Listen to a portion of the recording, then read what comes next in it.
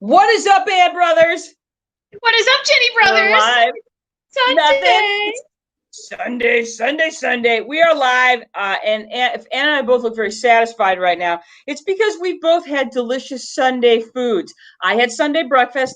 Ann had Sunday brunch. My breakfast was far too early this morning to be considered brunch, so I had breakfast. Joe and I went to the Amory family restaurant last week, and I told you that I had their eggs Benedict, which was excellent.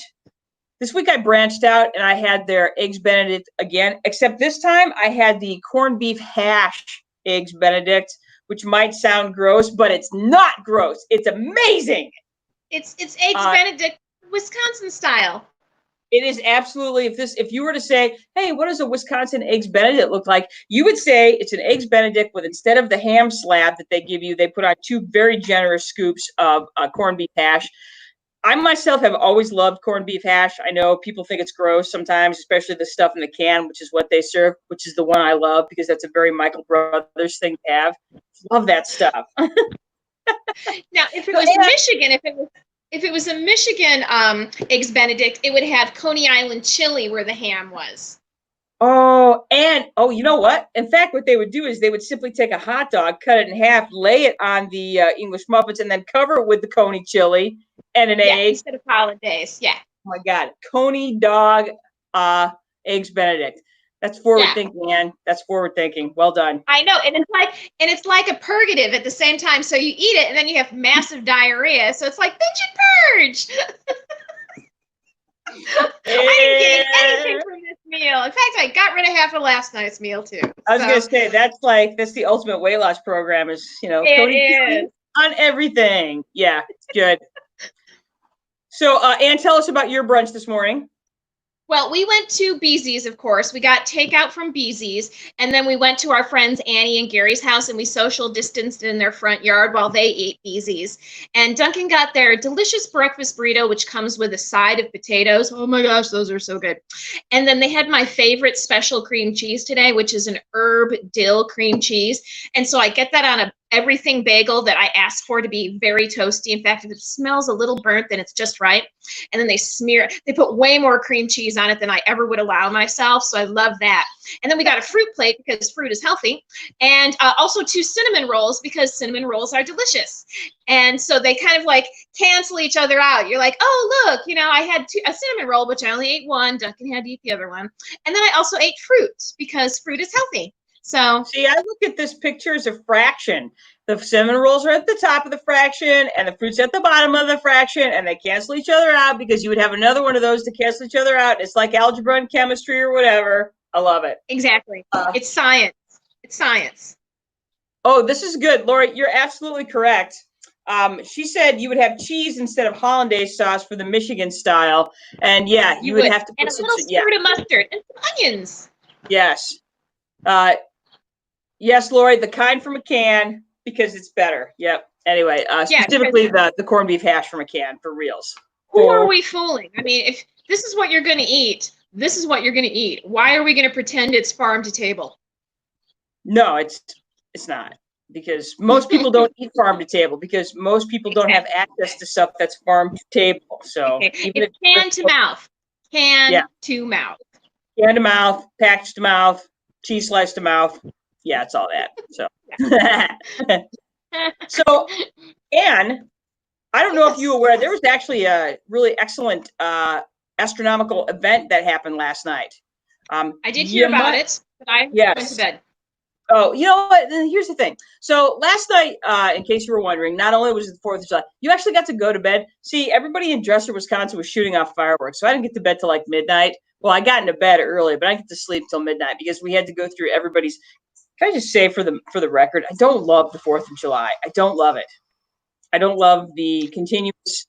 So now, not only were there fireworks last night, there have been fireworks 2 weeks leading up to last night, and then there will be fireworks 2 weeks from last night. It just makes me nuts. Sorry, I sound like an old lady. I'm like, you darn kids and your fireworks. We didn't have, you know what? A lot of people around us leave. They go someplace else. So we only had fireworks until like 10:30. And fireworks are expensive. You're like, I bought $500 worth of fireworks, and it lasted for 7 minutes. So. Yeah, so anyway, I don't know. Our neighbors must be rich or something because they were popping off all night. So yeah, not my favorite. Not my favorite. Of course, it could have been gunfire too. We have a lot of guns in the area, so it might have just been people shooting their guns because they couldn't afford fireworks. I was gonna say bullets are So cheaper than fireworks, true, and good they're not statement. cheap either. No, no. So anyway, Ann, I thought I would talk about last night because technically there was what's called the Penumbral Lunar Eclipse last night. And in terms of eclipses, in terms of like we're going to say the sexiness of eclipses, with a complete full solar eclipse being the most sexy. What we experienced last night is by far the least sexiest eclipse ever. In fact, this is one of those, it's also known as the invisible eclipse. And you're just like, so for those of you that were going out and were like, yeah, lunar eclipse, red moon, yeah. No, you didn't get that last night. It was a really excellent full moon last night. Really fantastic. It was beautiful. But it wasn't, like I said, what you would call the sexiest eclipse. So I thought I would take a second because, eclipses pop up a lot in terms of our conversation because, we've done the whole eclipse thing. But so I thought I would just take a second and talk a little bit about eclipses and talk about why last night's eclipse is the least sexy eclipse ever.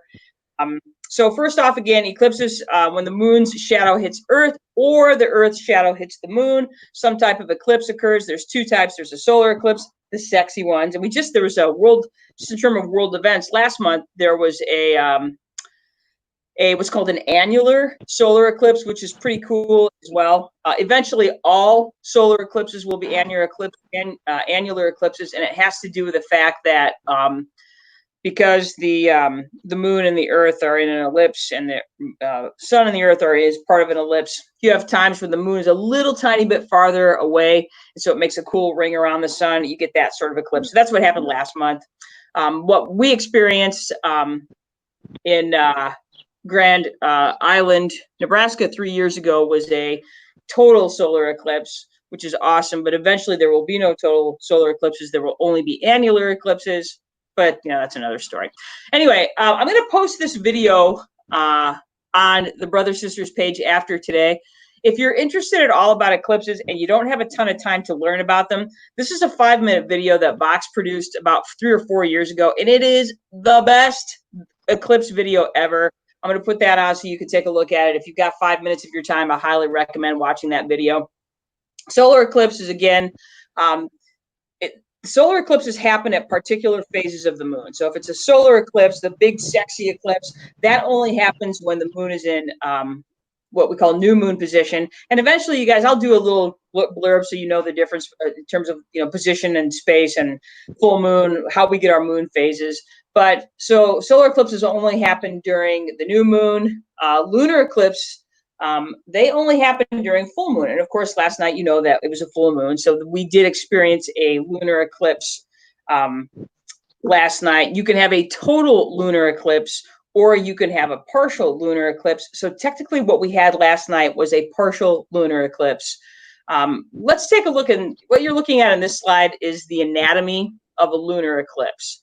So you've got 3 big celestial bodies here, the sun, the Earth, and here's the moon tucked away back here. And what you have to remember about these bodies is that they line up together pretty well. What's unique about the moon is that it's in a position and it's of a particular size that when it's in its new moon position, it pretty much is the same size as the sun, which is kind of cool and unusual. So what you have is once you have the sun, the moon, and the Earth in these 3 positions, the moon's tucked away back here. It falls into there are different shadows of the Earth on the moon. If you have a total lunar eclipse, the moon is in what we call the umbra, which is the total shadow of the Earth.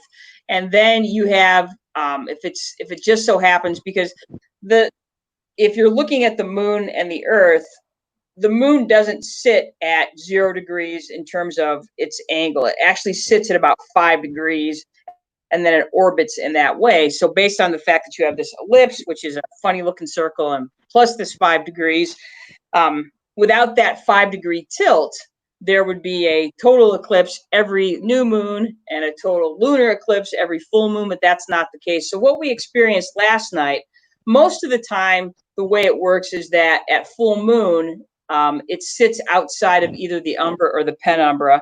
During a full lunar eclipse, the moon is in the umbra of the Earth.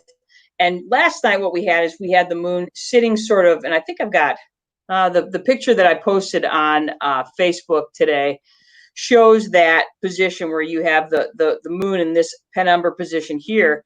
So, you know, like a full lunar eclipse is really sexy. Like you can watch it happen, and then as soon as the Earth's shadow completely covers the moon turns red, and everybody freaks out because it's a blood moon, and we're like, yeah. Well, that doesn't really happen. In fact, really, the only thing you get is at its peak during a penumbral. The moon kind of looks a little darker than it normally does, and it sits in that kind of little bit darker stage for about 90 minutes, and then it's over. So that's what you experienced last night. So if you were looking for some really awesome, sexy eclipse last night, I'm sorry to say you did not get it. However, if you didn't have any fireworks, because like there weren't a lot of fireworks on displays this year in this part of the world, A, because of COVID, and B, because it's super dry right now and people try not to burn down all the national forests. So I'm sorry, you probably didn't get a super sexy eclipse last night, but you got a little one. And again, you guys, just a quick reminder, the next big super sexy eclipse is happening here in North America, the Great North American Eclipse, April 8th, 2024. We are less than 4 years away from that event. I can't wait to start planning for that because I'm going, and you're going too, Ann Brothers, just so you know. I'm going. COVID be damned. Are we bringing our husbands to this one? You talked about bringing our parents to this one, and I'm still not big on that.